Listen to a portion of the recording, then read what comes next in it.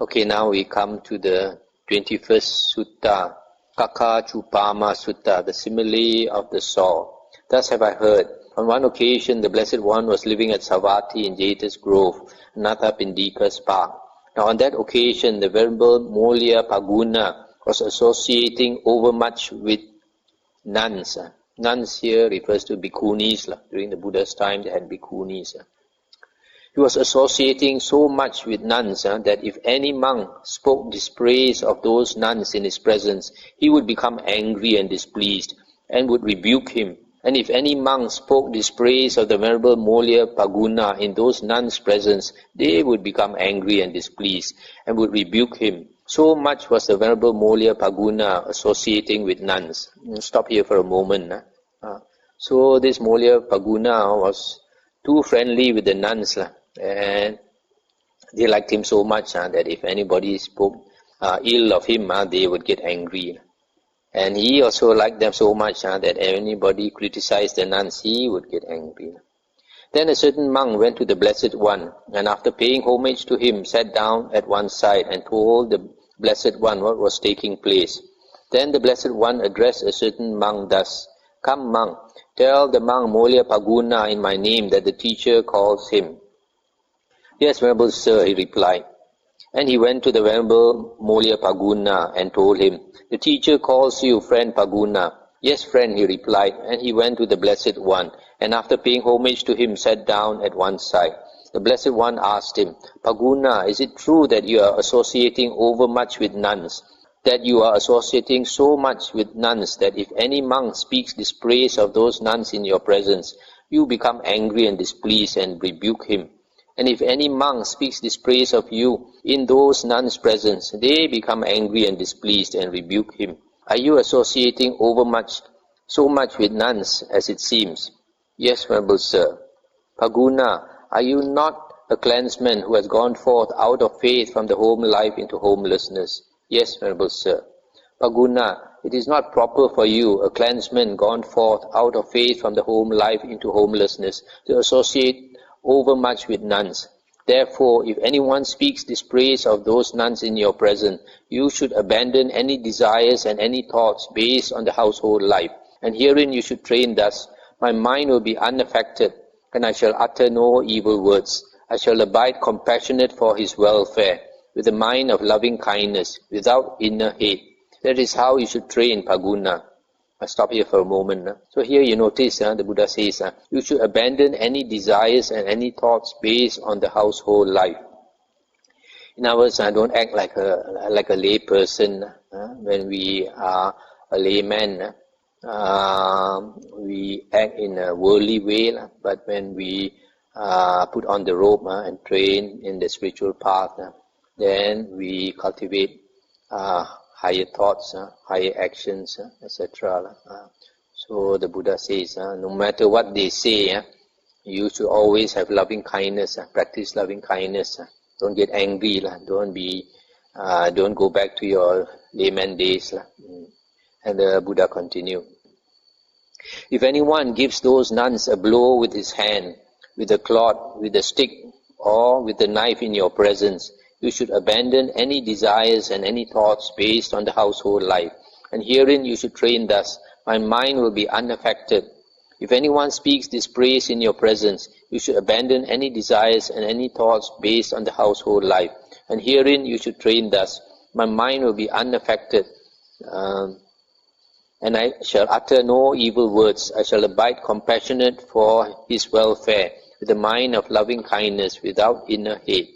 If anyone should give you a blow with his hand, with a cloth, with a stick, or with a knife, you should abandon any desires and any thoughts based on the household life.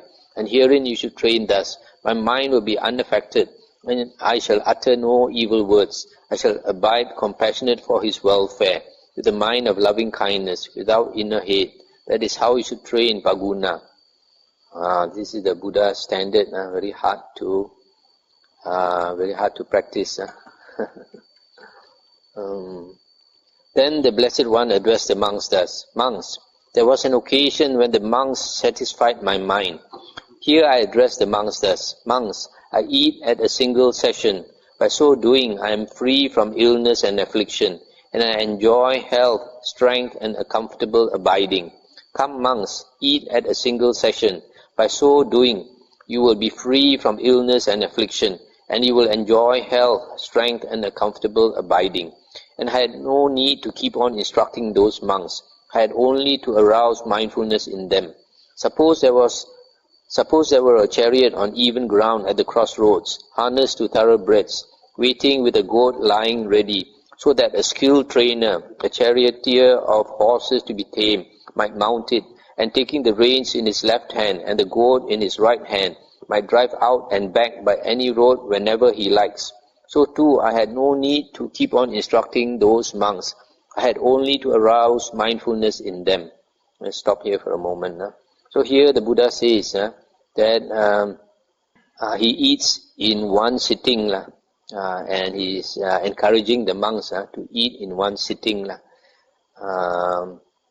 And the Buddha says that his monks are like thoroughbreds,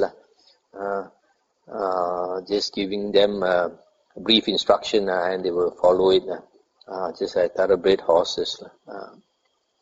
Therefore, monks, abandon what is unwholesome and devote yourselves to wholesome states, for that is how you will come to growth, increase and fulfillment in this Dhamma Vinaya. Suppose there were a big sala tree grove near a village or town, and it was choked with castor oil weeds, and some man would appear desiring its good welfare and protection. He would cut down and throw out the crooked saplings that robbed the sap, and he would clean up the interior of the grove and tend the straight, well-formed saplings, so that the sala tree grove later on would come to growth, increase and fulfillment. So too, monks, abandon what is unwholesome and devote yourselves to wholesome states, for that is how you will come to growth, increase and fulfillment in this Dhamma Vinaya. I'll stop here for a moment. So here the Buddha gives a simile where this big sala tree is choked with weeds and creepers and all that, and somebody comes along and cuts out all these weeds and creepers that are choking this tree, and then this tree grows up beautifully. So in the same way, we have our weeds and our creepers choking us, namely our bad habits, our unwholesome habits, thoughts, actions, and speech. So we have to constantly look at our three karmas, the body action, the speech, and the mind, and get rid of these unwholesome states, because these unwholesome states are choking us. Formerly, monks, in this same Savatthi, there was a housewife named Vedehika, and a good report about Mistress Vedehika had spread thus: Mistress Vedehika is kind, Mistress Vedehika is gentle, Mistress Vedehika is peaceful. Now Mistress Vedehika had a maid named Kali, who was clever, nimble and neat in her work. The maid Kali thought, a good report about my lady has spread thus: Mistress Vedehika is kind, Mistress Vedehika is gentle, peaceful. How is it now? While she does not show anger, is it nevertheless actually present in her, or is it absent? Or else is it just because my work is neat that my lady shows no anger, though it is actually present in her? Suppose I test my lady. So the maid Kali got up late. The Mistress Vedehika said, Hey Kali, what is it, madam? What is the matter with you that you get up so late?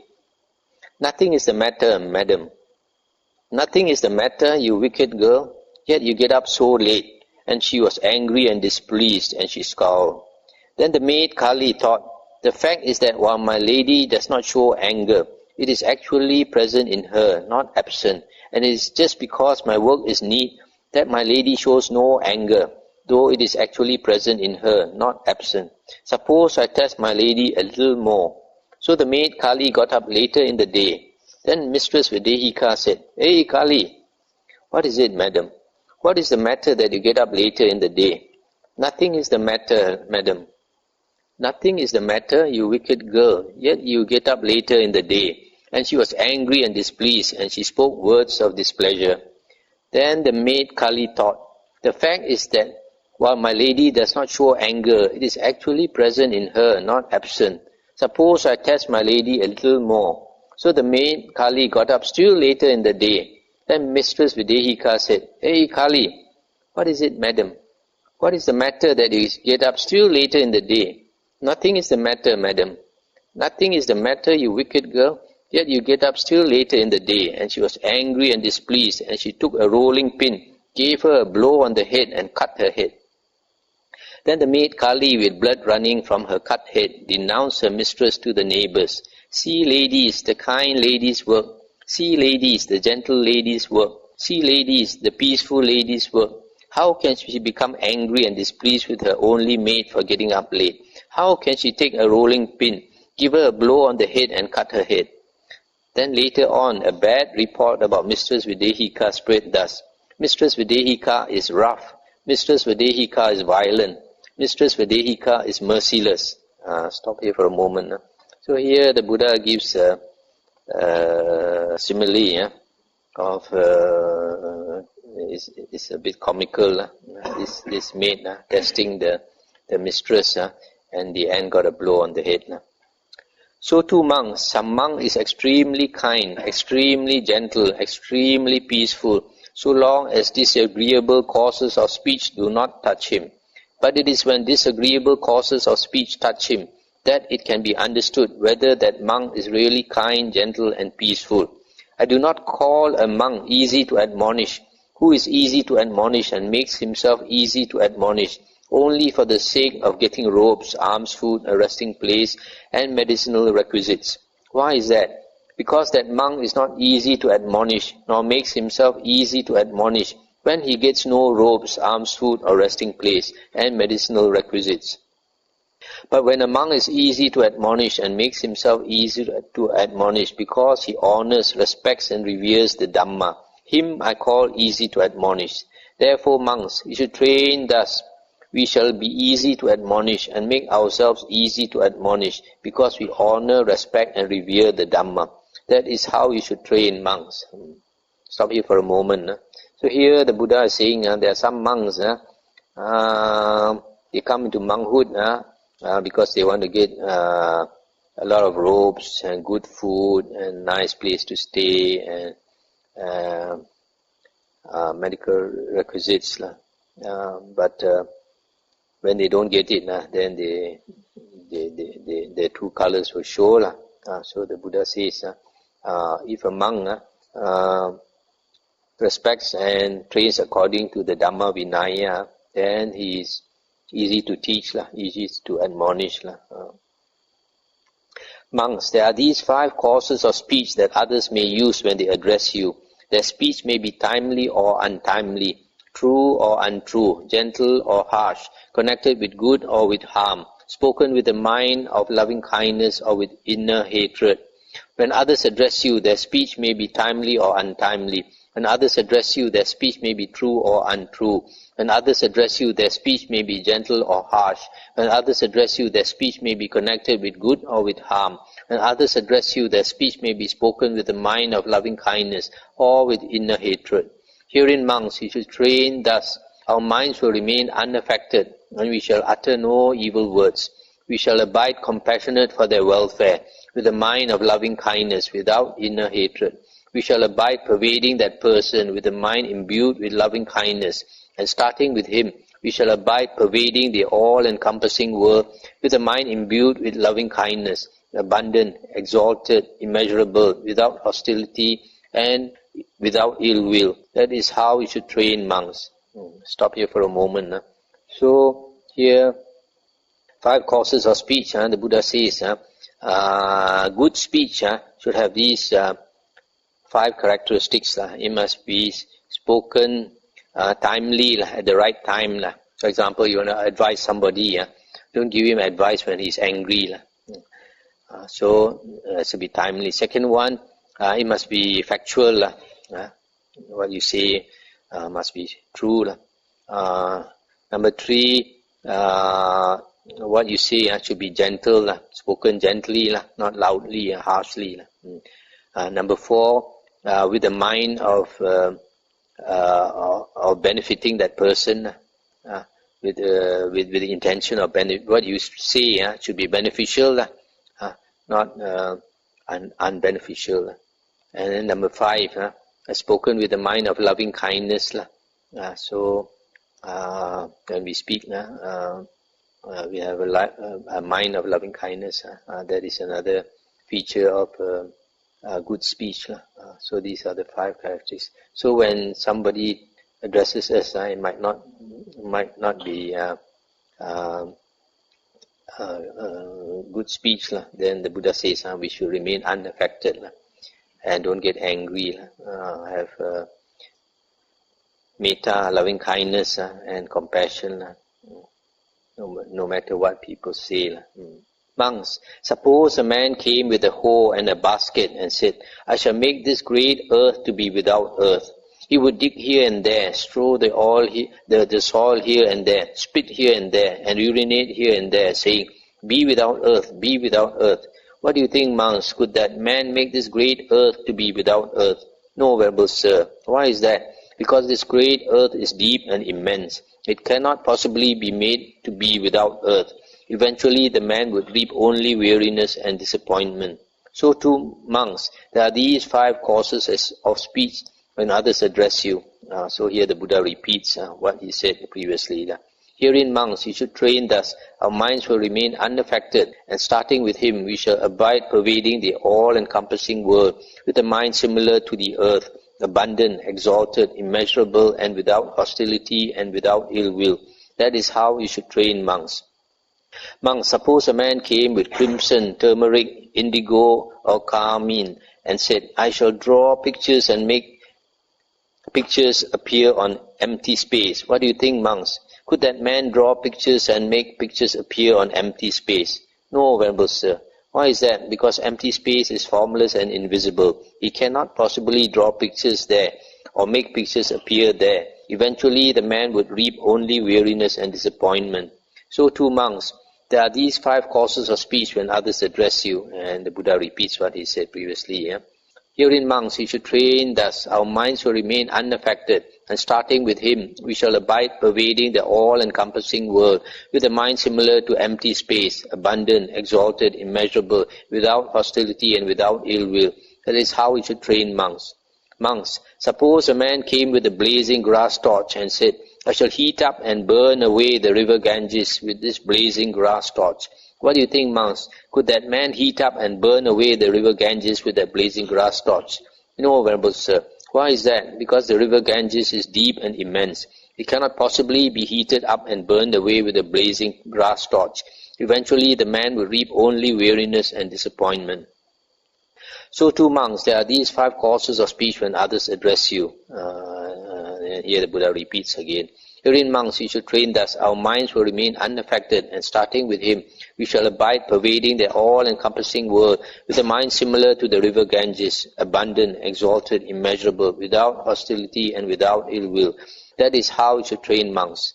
Monks, suppose there were a cat skin bag that was well rubbed, thoroughly well rubbed, soft, silky, rid of rustling, rid of crackling, and a man came with a stick or a potsherd and said, there is this cat skin bag that is rubbed, thoroughly rubbed, well rubbed, rid of rustling, rid of crackling. I shall make it rustle and crackle. What do you think, monks? Could that man make it rustle or crackle with the stick or the potsherd?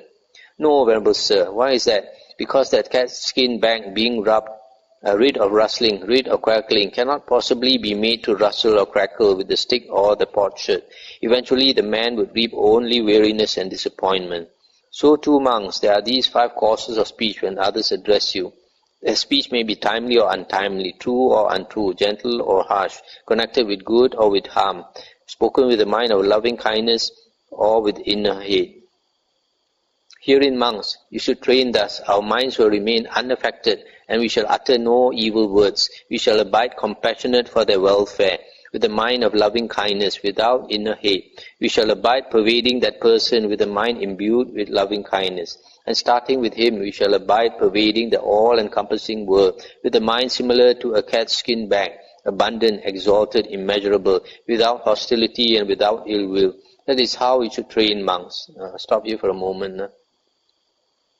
So here the Buddha has given many similes to tell us that if we practice loving kindness and compassion, and our loving kindness and compassion is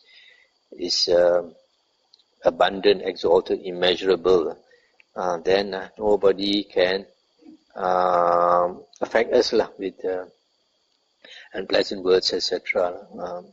Monks, even if bandits were to sever you savagely limb by limb with a two-handled saw, he who gave rise to a mind of hatred towards them would not be carrying out my teaching. Herein, monks, you should train thus. Our minds will remain unaffected, and we shall utter no evil words, and we shall abide compassionate for their welfare, with a mind of loving kindness, without inner hatred. We shall abide pervading them with a mind imbued with loving kindness, and starting with them, we shall abide pervading the all-encompassing world with a mind imbued with loving kindness, abundant, exalted, immeasurable, without hostility and without ill will. That is how we should train monks. Monks, if you keep this advice on the simile of the saw constantly in mind, do you see any cause of speech, trivial or gross, that you could not endure? No, venerable sir. Therefore, monks, you should keep this advice on the simile of the saw constantly in mind. That will lead to your welfare and happiness for a long time. That is what the Blessed One said. The monks were satisfied and delighted in the Blessed One's words. That's the end of the sutta. So this last simile that the Buddha has given is that even if you were to be caught by bandits and they saw off your limbs one by one with a two-handled saw, if you got angry, then the Buddha says you are not carrying out his teaching, you are not practicing his teachings. And the Buddha says that our minds will remain unaffected. We shall abide compassionate for their welfare, and also abide pervading them with loving kindness, and abide pervading the all-encompassing world with loving kindness, abundant, exalted, immeasurable. Now this one you notice that the Buddha is saying that we should practice this loving kindness until it becomes abundant, exalted, and immeasurable. If you look at other suttas, you will realize that the Buddha's way of practicing loving kindness and compassion is first to attain the jhana. After you attain the jhana, then only you radiate this loving kindness so that it goes and pervades immeasurable, abundant. So, unless you have that strength of mind to do this, it is not possible to practice this advice of the Buddha. You are sawed up and you don't get angry. You can only do that if the mind is so strong that the mind cannot move, right? The mind cannot move, then it's so peaceful, nobody can move your mind. You see, like remember many years ago in Vietnam, during the No Dinh Diem regime, a Buddhist monk burned himself in front of everybody, poured petrol on himself and burned himself. If his mind was not strong, how can he stay sitting while the fire is burning his body? Right? His mind is so strong that he's unmoved, all the pain, unmoved. So these things you cannot do with a weak mind. But nowadays, what is taught by meditation monks on loving kindness is, may I be well and happy, may all beings be well and happy. So this is not the Buddha's way of teaching, but it's a simple way of teaching. So a lot of people, because they cannot practice the Buddha's way, they like this way. So you just imagine you have loving kindness, imagine you have compassion and all that. So maybe it's a first step, primary school or kindergarten, but nothing near the Buddha standard. The Buddha standard here, even if you were sawed up also, your mind is unmoving. So a lot of the Buddha's teachings, you cannot practice it with a weak mind. Impossible. You got to make your mind so strong. Otherwise you cannot practice the Buddha's teachings at all. Stop here.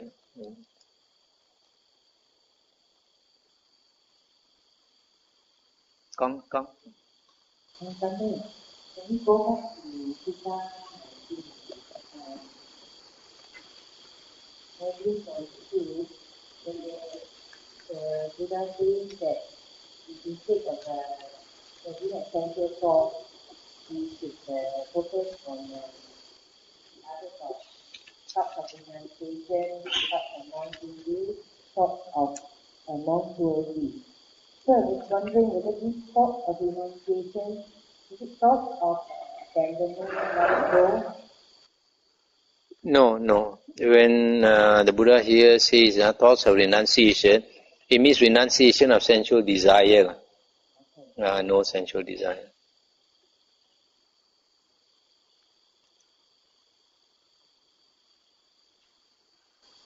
Then on the Sutta and the Simile of the song, the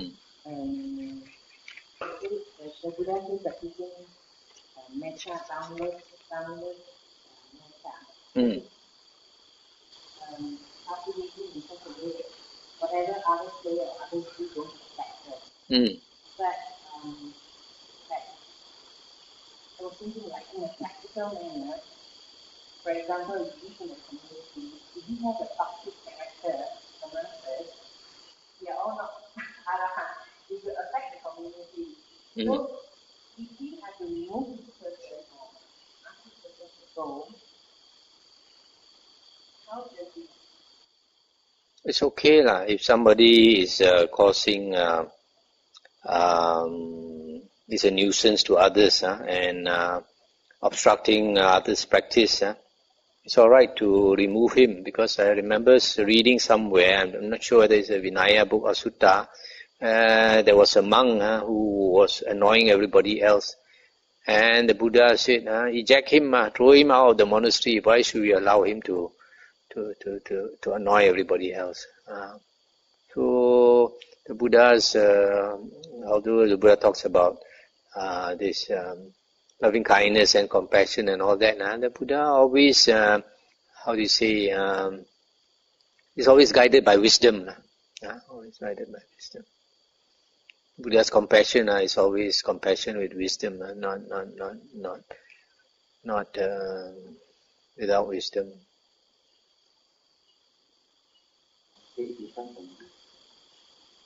But the simile of the soul, is it referring to the Arya? To be able to withstand the kind of pain, you have to control the mind. Is it referring to the Arya?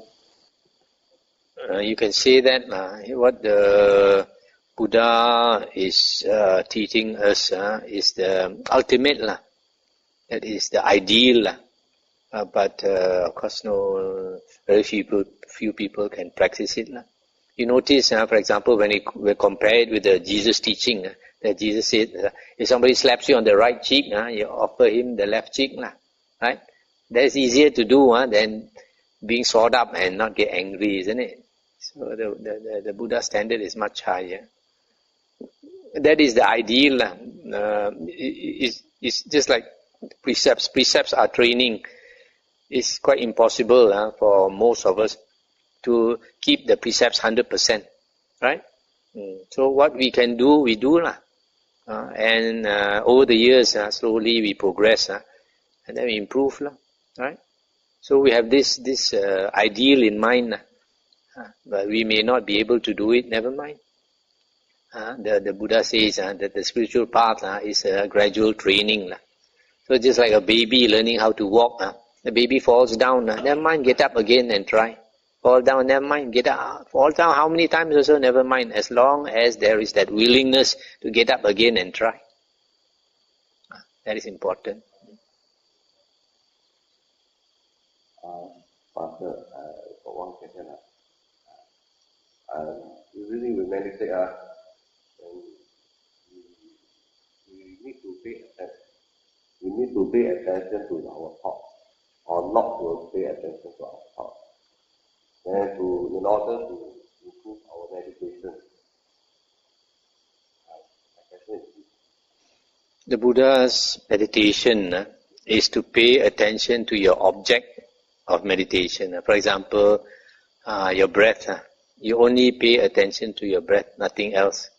But if you are unable to do that, and a lot of thoughts arise, and then you apply this, what the sutta says. Right? Master, I want but to pay attention to get rid of the unwholesome thoughts. But if let's say we do not pay attention is another matter. Yeah. So for us beginners, Master, what is the best method to actually get rid of this unwholesome thoughts? Just to continue meditating, and if you find, for example, you are meditating on the breath, it's very difficult, then you change your object. I mentioned the other day that if you find the breath meditation too difficult for you, then you can just chant Namo Buddhaya, Namo Buddhaya, Namo Buddhaya. It's simpler. Thank you. Earlier on, we were talking about developing metta. And normally, as a layperson, the way I've been taught is when we are happy, whatnot, yeah. And then the metta to all other beings, relatives or friends and all others. Besides that, what other better ways is there? The one taught by the Buddha, I mentioned just now, is first to get jhana. After you get jhana, then only you can radiate out. And that is really radiating out, so that other beings can feel it. So what is taught nowadays is to imagine that you radiate metta, but you don't actually radiate. But you see, even though we don't radiate the metta, but we feel good. Yeah. It affects, it helps in our dealings with our friends or with our loved ones. When we get angry, but when we start, hang on. So you see, you start thinking of the loving kindness. As a layperson, as a beginner, I find it helps. Yeah. I'm not saying it does not work at all. What I said, it is kindergarten level.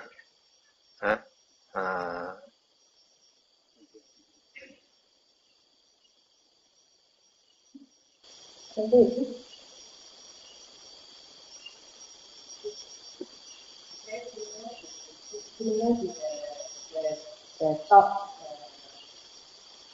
the reaching of metta that is to our speech, it is like conditioning our mind to think positively and promoting good thoughts. So that I think conditioning